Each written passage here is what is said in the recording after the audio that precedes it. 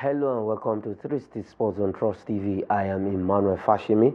We'll be looking at some stories this morning on the program. It is all smiles for all football-loving Nigerians and for the 200 million plus Nigerians for what happened at the CAF Awards 2024 in Marrakech on Monday night. Yes, Nigeria, when a guest on this show actually said that Nigeria will come with multiple awards, and indeed that was what happened to Nigeria at the award ceremony in Marrakech, Morocco on Monday night. We're still all smiles, still looking at that awards and everything that happened in Marrakech, Morocco. Economians praises, congratulations, all coming in for the African king when it comes to football, that is men's football, Ademola Lookman. One of those Economians that has been coming in for Ademola Lookman, it's this time around is coming in from the Sports Writers Association of Nigeria, that is SWAN, where they have Thumps-Up, Lookman, Nnadozie, and Super Falcons for picking up the awards at the 2024 CAF Awards in Marrakech, Morocco. Lookman winning the African Footballer of the Year, and then for Chiamaka, Nnadozie winning back-to-back goalkeeper, women's best goalkeeper on the continent of Africa, and we have Super Falcons winning the best women's team on the continent of Africa. So it's a good one. It was a good outing for Nigeria at this year's award, where we picked the gong for the best men's football player on the continent of Africa. And then we have our own Chiamaka Nnadozie doing exploits with Paris FC in France and the Super Falcons, despite Nigeria returning to the Olympics after 11 years not participating at the Olympics, and will return to the Olympics, that is Paris 2024. And also Chiamaka Nnadozie last season helping Paris FC to qualify for the Women's UEFA Champions League back-to-back. She did exploit, and last season alone Chiamaka Nnadozie, both male and female, she was the goalkeeper that saved the most penalties, 11 last season, in the European top 5 leagues for men and women. So she did well all through last season, and also translating that with the Super Falcons, and she has continued that this season also with Paris FC and the Super Falcons of Nigeria. And for Ademola Lookman, already 11 goals in all competitions this season for Ademola Lookman, and 5 assists to his name. Last season, he notched up 17 goals for Atlanta. When remember the famous hat-trick he scored at the Europa League final against Bayer Leverkusen in the final, becoming the first African to do that in European club competition, to score an hat-trick when it comes to European club competition. So it was a good one for Ademola Lookman all through last year, and at the beginning, and he has started this year also very well. We saw what he did with the Super Eagles of Nigeria, helping the Super Eagles to get to the finals of the 2023 AFCON played this year in Cote d'Ivoire. So for Ademola Lookman, he deserves that award. Chiamaka Nnadozie deserves the award. Super Falcons of Nigeria deserve to be named the best team on the continent of Africa. So it was all good news for Nigeria at the just concluded 2024 CAF Awards. And for Ademola Lookman, congratulations to you, congratulations to Chiamaka Nnadozie. And that is what the Sports Writers Association of Nigeria is saying to these two fantastic players and the entire Super Falcons squad for putting Nigeria's name on the continental map and then on the global map of the world when it comes to football. So it's a good news. Sports Writers Association of Nigeria, led by Isaiah Benjamin, is giving thumbs up to Lookman and Nnadozie and the Super Falcons, and also thumbs up to the Nigerian Football Federation for making sure we have the best outing this year. Yes, it's the end of year gift for Nigerian football. All right, still talking about the CAF Awards, one man who actually brought the best out of some of these players. We can say that. I can actually say that on this show. That is Jose Pizarro is also praises Lookman and the Super Eagles for a job well done.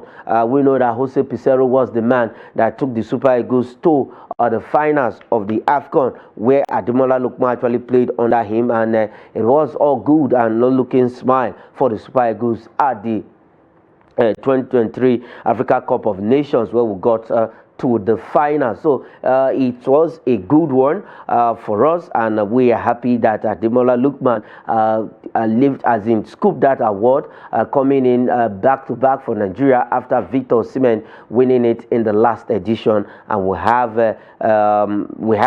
Lookman also coming in to win it. It's a good one for us, and congratulations to Lookman and the Super Eagles team. And for Jose Pizarro, he actually coached these guys. He knows what Lookman can do. He knows what he can do, and he's been there for us, and that is why you can see him on the screen right now. That is the picture before this one. That is Jose Pizarro, and we know what these guys they both did at the Africa Cup of Nations in Morocco, and we are happy that Ademola Lookman is doing well with Atalanta, and is also putting the name of Nigeria on the global map of the world. It's good when we see our Super Eagles players where they are doing well for their various clubs and translating that form to the national team. And Jose Pizarro, I personally wouldn't have, if I had that pass, if I had that chance, I would have allowed Jose Pizarro to continue with the Super Eagles. And one of the revelations that Jose Pizarro brought into the Super Eagles is that he brought that togetherness, he brought back team spirit, and he also he was the one that scouted Stanley Nwabali for us. And right now we are happy that we have a goalkeeper in between the sticks that is so confident, just like what we saw with Vincent Enyama, Ike Shiromu, and Carl Ikeme, who because of injury, because of illness, couldn't really continue with the Super Eagles. Illness cutting short his exploit with the Super Eagles. So we're happy for Jose Pizarro, and that is why he's coming out, because he knows Ademola Lookman very well, and that is why he's giving all the praises in this world to Ademola Lookman and the Super Eagles team entirely, and we are happy for that. If we continue this way, like I said on this show on Monday before that awards, that definitely the Super Eagles might just retain the African Footballer of the Year, a Super Eagles player, either Victor Osimhen or Ademola Lookman. We can see what Victor Osimhen is doing with Galatasaray despite on loan at the Turkish Super League, and also we see what Ademola Lookman, he continued from where he left it last season with Atalanta in the Italian Serie A. So if we continue this way, I bet you Nigeria will still battle for that award come 2025. So it was a good news. All the rumors offline on Monday that Achraf Hakimi might just be the winner of that award. Eventually, it didn't happen that way, because we know the rightful owner of that award, I think Ademola Lookman, deserves it. The only player that comes close is the Guinea Gurase, who was so instrumental for VfB Stuttgart last season before joining Borussia Dortmund. All right, I have Wilfred Shirando joining me on the show this morning. Wilfred, welcome to 360 Sports on Trust TV. Good morning, Mr. Fash, and thank you for having me again. And I can see you're full of smiles. On Monday, we actually looked at the CAF Awards, and you were confident in Ademola Lookman winning the awards, and eventually it happened like that on Monday, and we are seeing communions coming in. Jose Pizarro has praised Ademola Lookman for that, and the Super Eagles, and we also saw the Sports Writer Association thumbing up Ademola Lookman and Chiamaka Nnadozie. It can only get better when all of these communion and praises is coming in.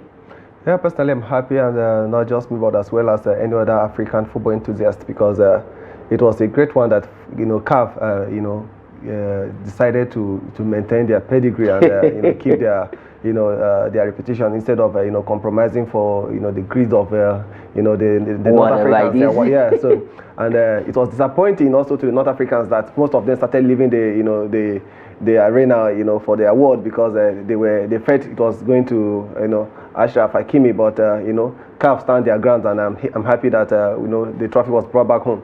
But if we want to look at this critically, because you made mention of that the closest person is Gurese of Guinea. In the first place, I don't even know how and where and what criteria that Ashraf Hakimi's name appeared on the last 5. And for the very first time, we're seeing 5 players being the last 5 standing for the awards.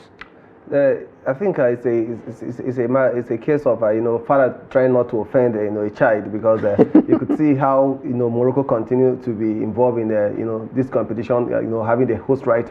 Now I think they're about to host the under-17, the U17, back to back. Yeah, back to back. So I think there's something between the Moroccans and CAF that is actually behind the eyes, what eyes can see. So the CAF also want to make them feel happy because they have a working relationship with them. But in reality, we all know that the rightful person who deserved the award, took it home. Okay, the rightful person took it home. That is Ademola Lookman of the Super Eagles and Atalanta in the Italian Serie A. Congratulations to Ademola Lookman. And we are still looking at the CAF Awards. Yes, also, if everybody is celebrating, it's going to be obvious that, let me say, where he is coming from does not celebrate him. Just yesterday evening, Atalanta took to their social media handle to celebrate their man, their star player, their big boy, the person who gave them a trophy, the first ever trophy in history, that is Europa League,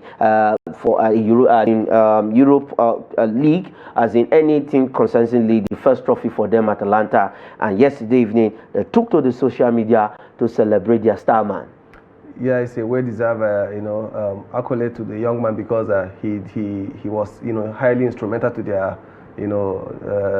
success last season. Lifting the Europa Cup with them and scoring a hat-trick, on that last day against our darling Victor Boniface. It was Super Eagles versus Super Eagles. Yes, and you see, he didn't just do that as a fluke. He has actually continued with that, to replicate that form. So that clearly shows that it's their main man, and they have to give him all the flowers. Okay, they have to give him all the flowers. I believe what they did for Victor Osimhen at Naples, that is in Italy, maybe we might just see Ademola Lookman's image being erected at that stadium in Bergamo, and Atlanta has actually celebrated their own, and we are also joining Atlanta from 360 Sports to celebrate Ademola Lookman for winning this award.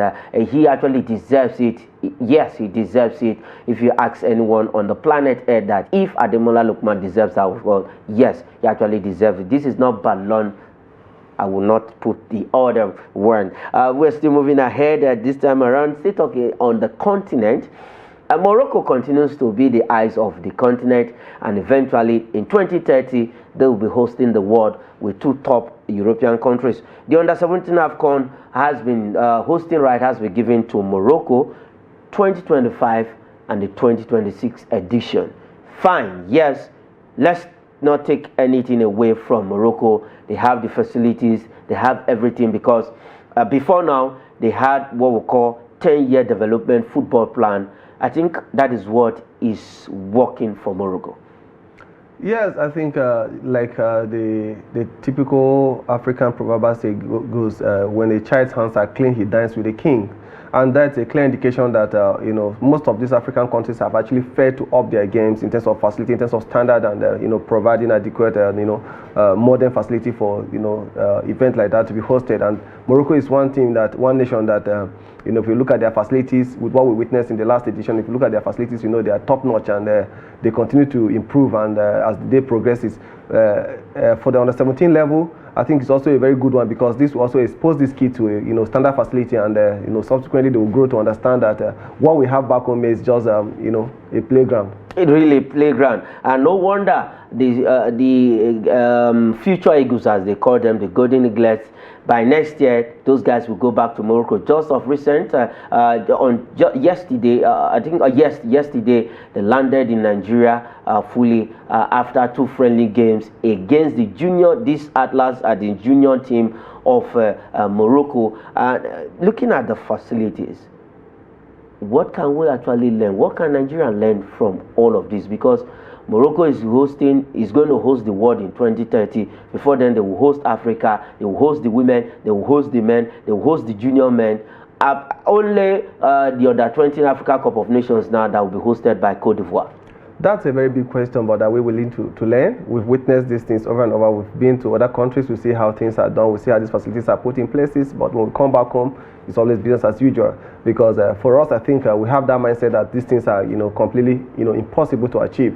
We have the required, background, we have the required resources, but because one man feels that it's better to experience this thing away from home, and nobody cares to tell them that, look, we have the required resources, we have the required background, and we have the required environment to get these things also actualized. So for me, I think we're not going to learn. It's impossible for us to bring the knowledge that we acquire from other places, to implement it here back home. Okay, well, let's see how that goes. It's now left for the government of Nigeria and all of sporting administrators to actually bring in their wealth of experience and see how we can improve. All right, we have Yola Adeleke joining us on the show this morning. Adeleke, welcome to 360 Sports on Trust TV. We've been looking at the SWAN giving thumbs up to Lookman, Chiamaka, Nnadozie, Pizarro, Atlanta celebrating Lookman, all of the events that happened at the CAF Awards on Monday night, and I can see you are smiling because I believe you followed everything that happened in Morocco on Monday night.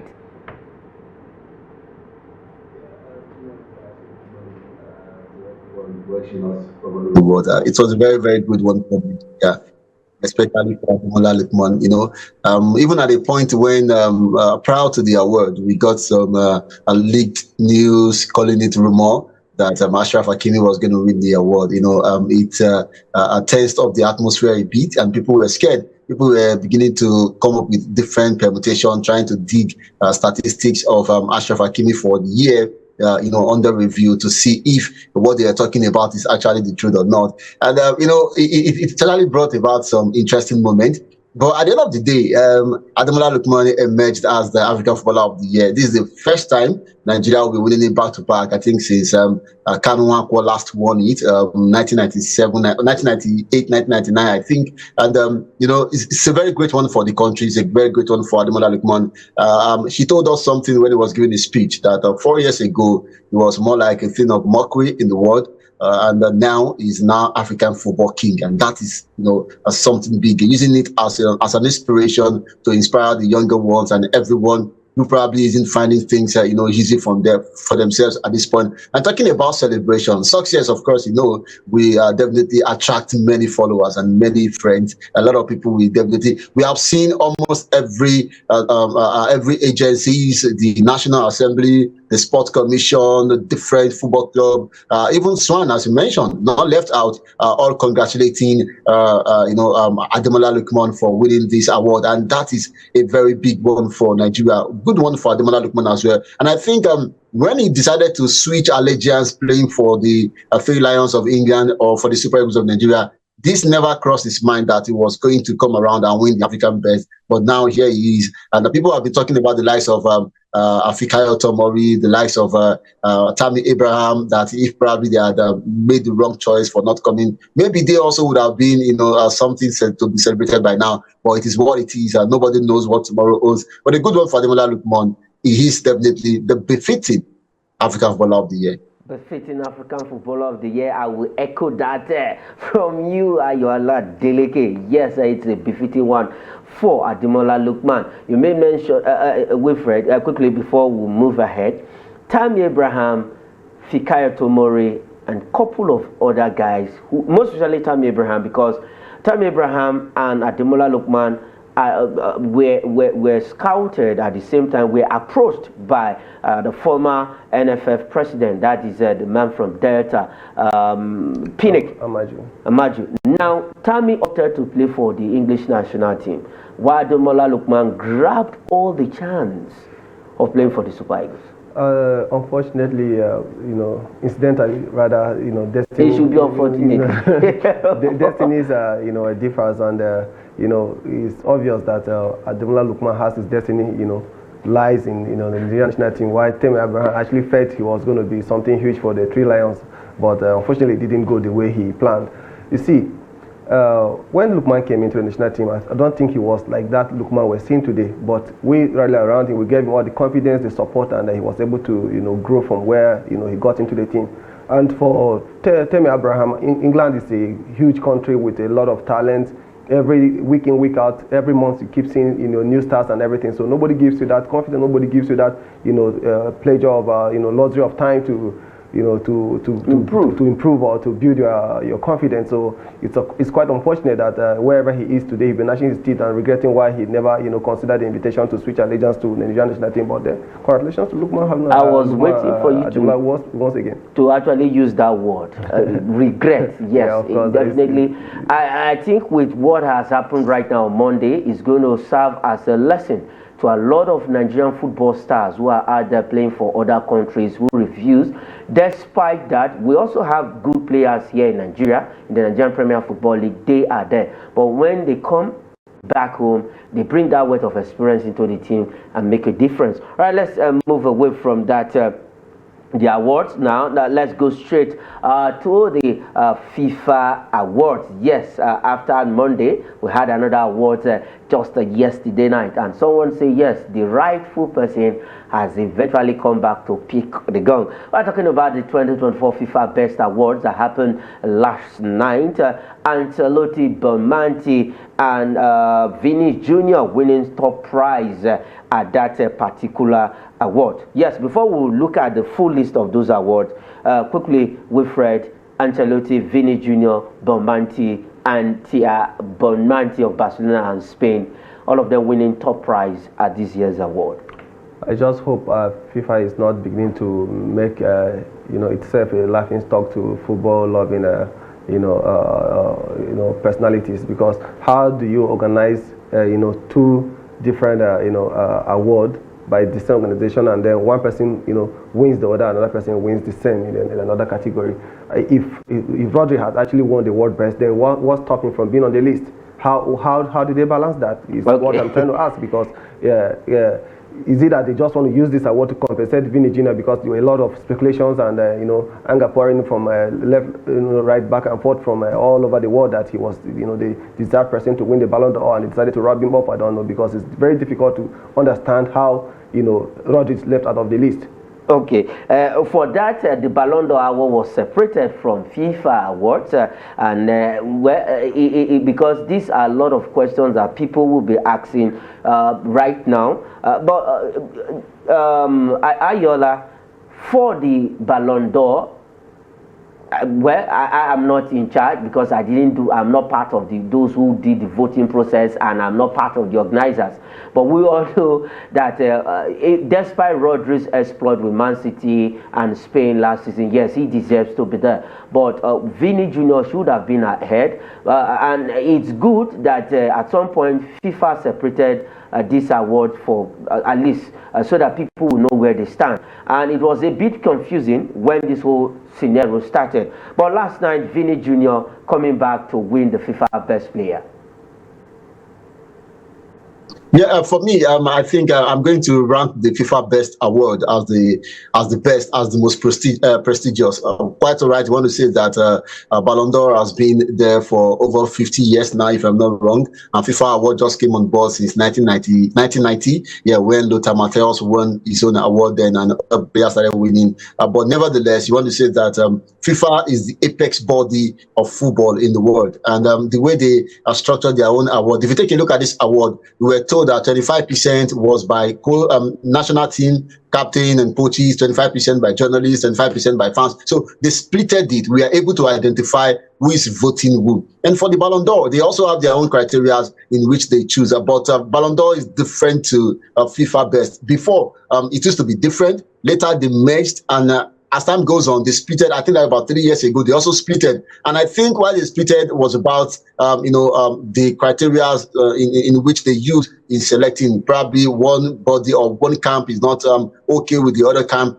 And they went their different ways. But taking a look at how Rodri won the award, there were a lot of talks, there were a lot of, analysis, criticism, and all that. But when Vinicius Junior won this yesterday, I haven't seen anybody come out to criticize FIFA or to question FIFA if Vinicius Junior is the rightful owner of this award. When Rodri won, some people supported Rodri, while some people said for Vinicius Junior should have been the award winner. But for yesterday, Vini, nobody has come out to say he's not a worthy winner. Meaning, this year's award has shown that FIFA's best award is, number one, the most prestigious. Number two, most fair. Like talking about balancing here, taking a look into players' participation, statistics, and contribution for their respective clubs and national team in the year we are talking about. Bonmati also won the Ballon d'Or for the women and won the FIFA Best for the women as well. That's a very big one. The first time the two of them are winning, Bonmati and Vinicius Junior. This says a lot about what the award is. And for me, I want to congratulate Vinicius Junior. At last, he can smile. And this being FIFA Best Award compared to a magazine, accompanying award, we can see that the FIFA Best Award is superior. Yes, I'm laughing.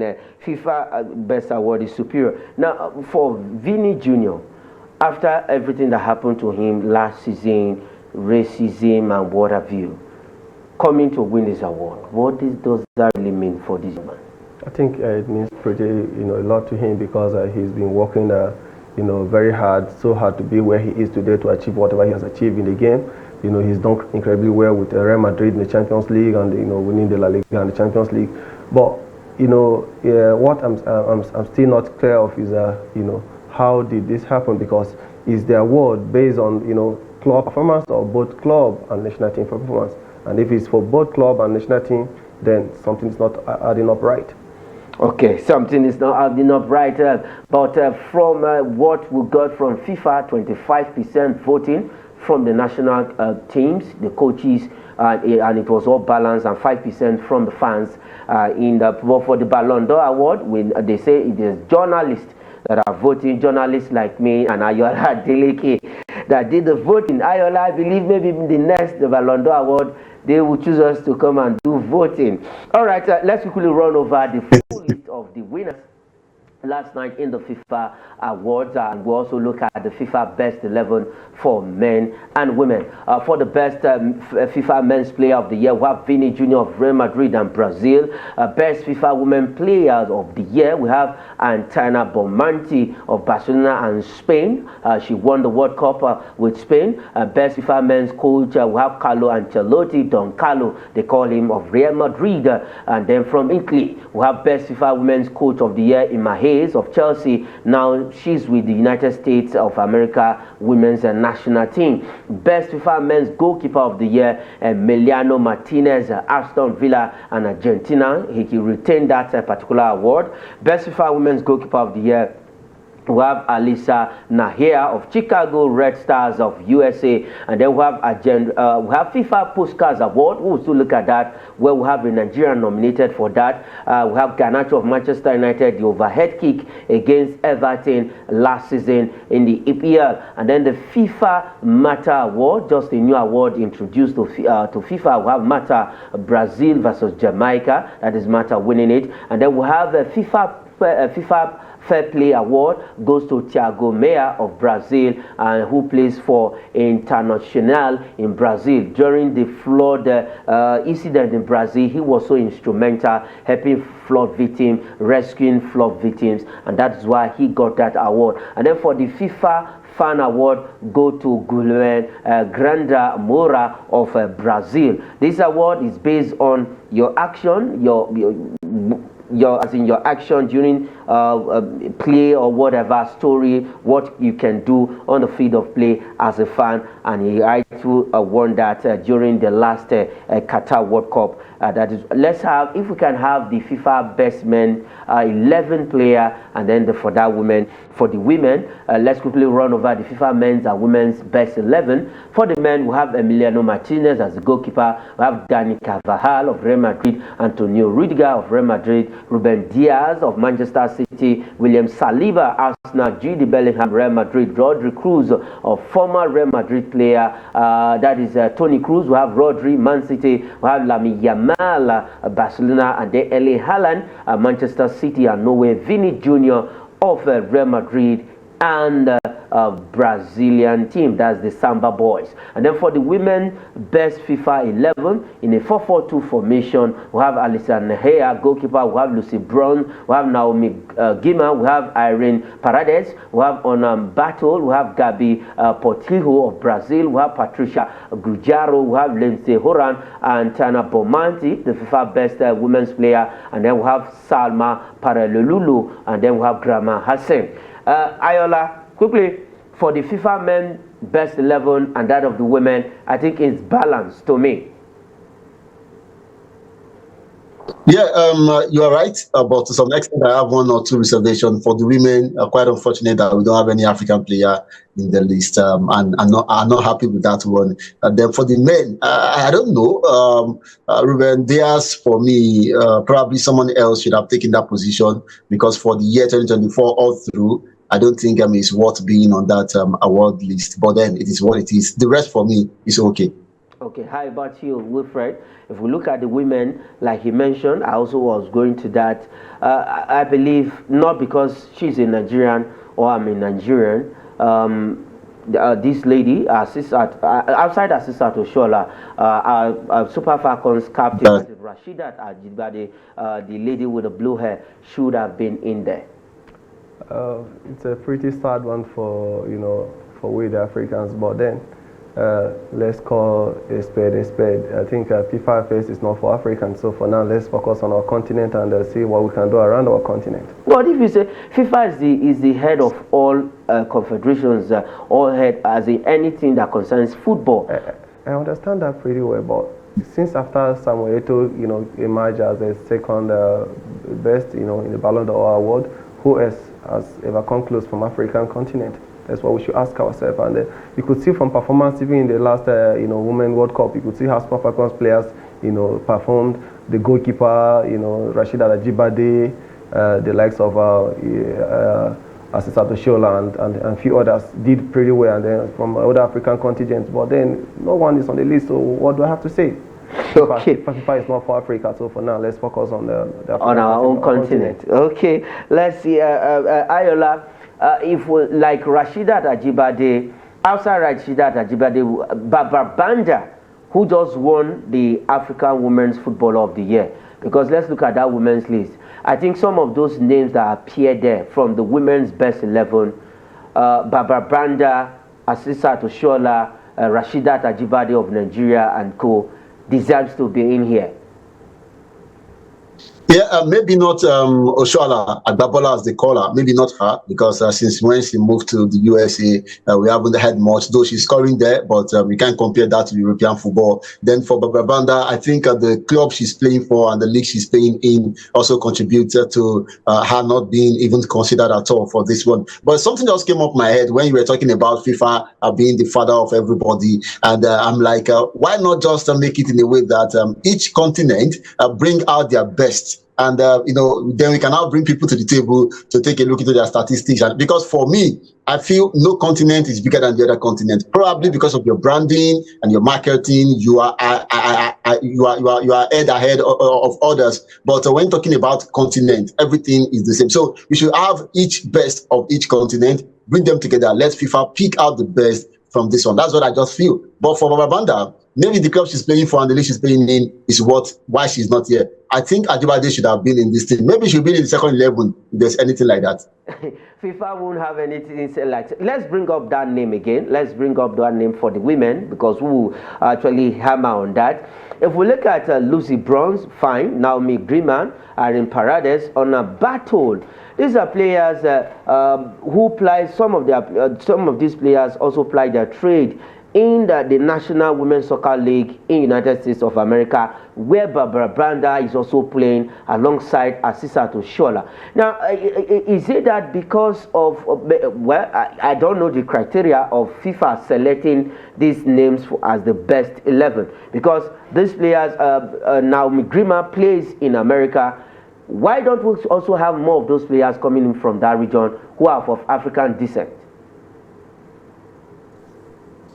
Yeah, well, I think it's not just about them playing in the league, not because of that alone, but rather what their contribution is for the club and for the country. Apart from Barbara Branda, as I said, how many goals has Asisat scored for Nigeria in 2024? You asked that question. How many goals has other players scored for their club and their country in 2024 who are of African descent and are playing in the MLS or Women Soccer League over there in the USA? So you take a look at the likes of Lucy Bronze, their contribution to the national team and even to the respective clubs where they are. They put the clubs on their shoulder or the team on their shoulder, and we can see what their influence is in the team. Unlike our players, yeah, we cannot take away the fact that they also deserve nomination. But as I said earlier, not Asisat Oshola for me at all. She shouldn't be in the list. But for Rashidat Ajibade, what she's done for Atletico de Madrid women's side, I think she deserves a place in the final list. Okay, now before we switch to another, on the men's side,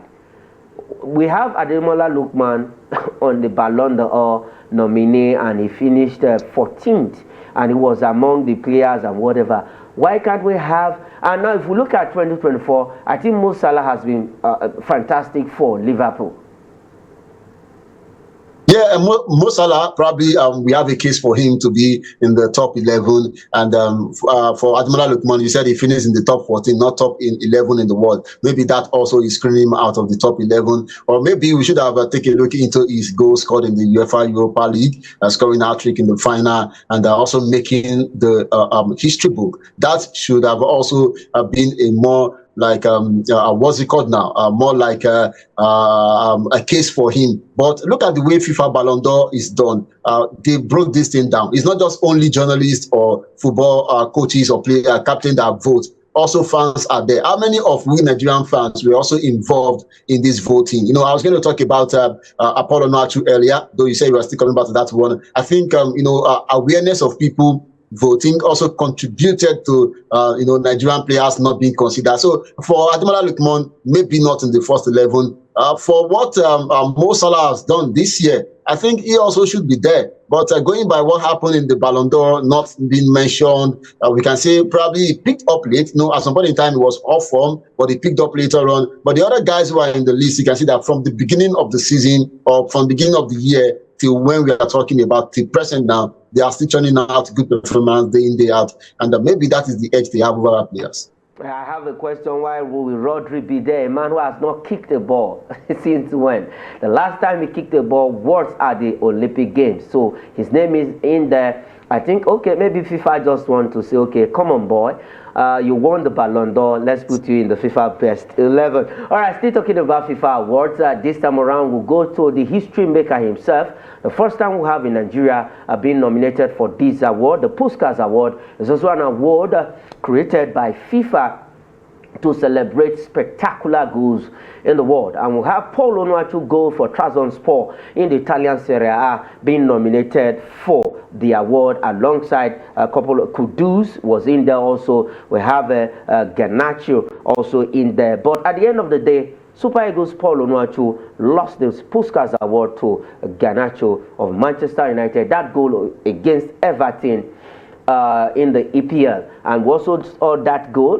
We would have, if we lay our hands on that goal, we'll bring it forward. That goal, the solo goal, that overhead kick also for Paul Onuachu in Trabzonspor. Then he was in Trabzonspor in the Turkish Super League.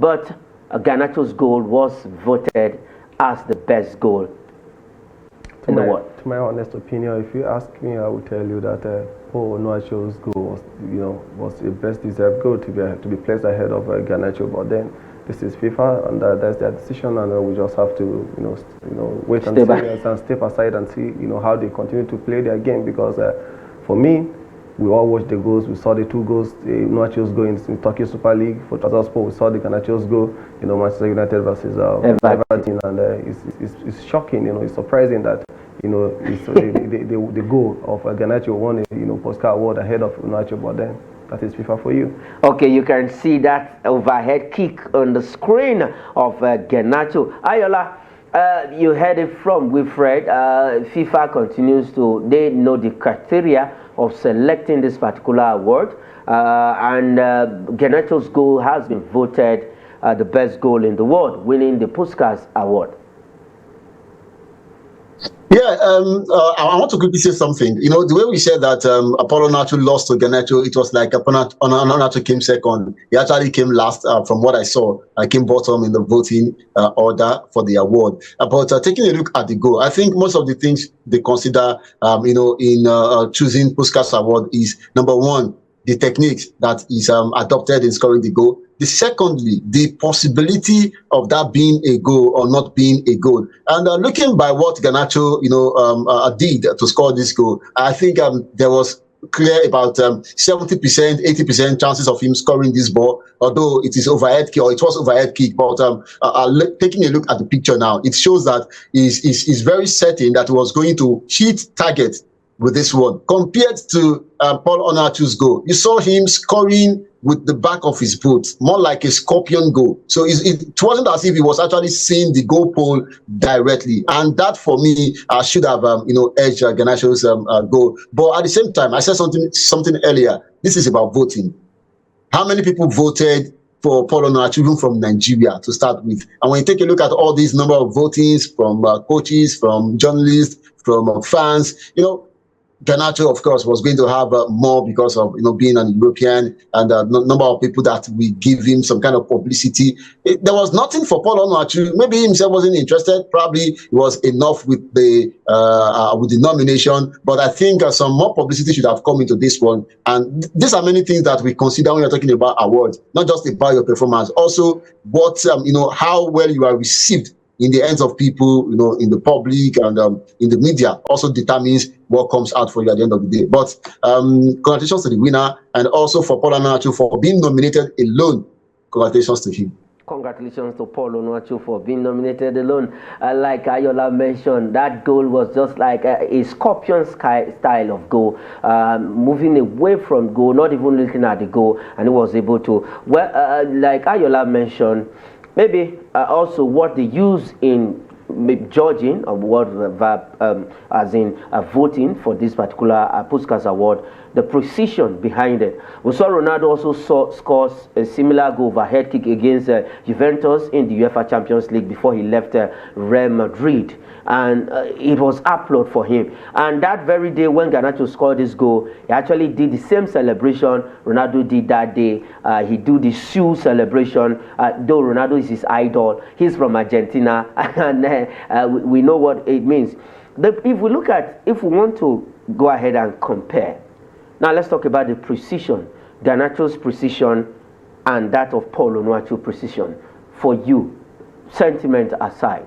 Yes, as my fellow guest has rightly said, although I will not completely agree with what he has said, because if you want to consider the techniques or however the goal was scored and the possibility and impossibility of the goal scoring chances, how many one will may want to ask how many Puskas Award has Zlatan Ibrahimovic win in his career as a player, because he's actually one player that has scored most of the impossible goals.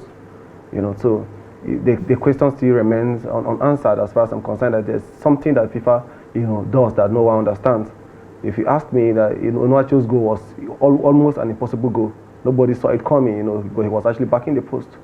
Yeah. So it does not matter how he scored it, the techniques he used in scoring the goal. What matters is the goal was actually one of the impossible goals to score, and he deserves, for me, he deserves the award. And for also for him to be on the list shows clearly that his effort were never unnoticed, and it's also a matter of time, I feel, as time progresses, African players, will definitely come out Sunday to make good case for themselves, and Nnadozie is just one of them. Okay, Nnadozie is just one of them. Nnadozie is history maker for Nigeria, first player to be nominated for the Puskas Award. All right, let's move away from that Puskas Award. Congratulations to all of the winner, Garnacho, FIFA Best Men Player of the Year, Vini Jr., Best Coach of the Year, Carlo Ancelotti, and then Antiana Bomarti of Barcelona and Spain for winning the Best Women's Footballer of the Year, and then to the Best FIFA 11 Men and Women. Congratulations to all of the winners the FIFA award.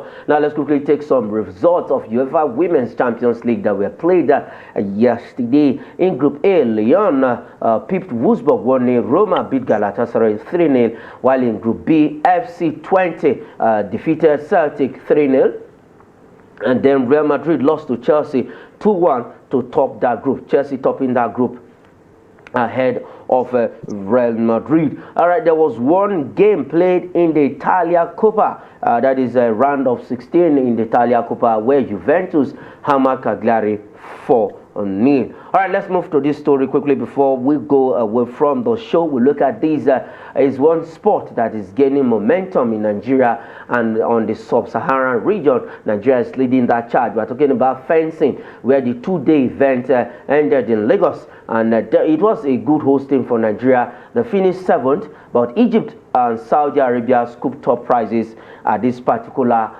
event. Egypt beating Greece in the team's final. Ayola, for Nigeria, it was a good outing, no matter what, despite we finished 7th. But we've seen it all. It's work in progress, and there's room for improvement. Yeah, as you already said, there is room for improvement, and we can only get better. Coming up 7th at the World Championship is a very good one. Knowing fully well that fencing, there are some games that you will mention, and people will ask you, did they do that in Nigeria as well? But the fact that we even came 7th is another good one for us, and that I think that is a right step in the right order for the Fencing Federation to look into this and probably use this as a review to set up a new short-term and long-term goal and objective for themselves. Okay, where do you want to be at the next World Championship? Probably we rise up to 5th or 4th. Then by the time we go in for the 3rd one, we can come up 3rd or 2nd. And that is going to entail a lot of programs invested in from schools. Yes, I've mentioned this earlier one day about this fencing particularly. Go back to schools, from secondary school, from primary schools, start training them so that okay, start training them. That is what Ayola is saying. 39 fencers from 7 countries. I think it's a good one for us, for the team. Imagine us, we were 7th in the championship, World Championship. I think it's a good one. It's about interest and how much interest other Nigerians will begin to pick into the game, because as Ayola said, if you ask so many Nigerians who ask what fencing is, they will tell you that they have no idea what the game is. But now here we are participating in the world stage. At the world stage, and even finishing 7th. So I think it's a morale boosting, and it's a very good way to to develop. It's a very good way to harness our talent who actually have interest in the game. So I think we should just move on from what we have achieved and see how much interest other Nigerians will pick into the game.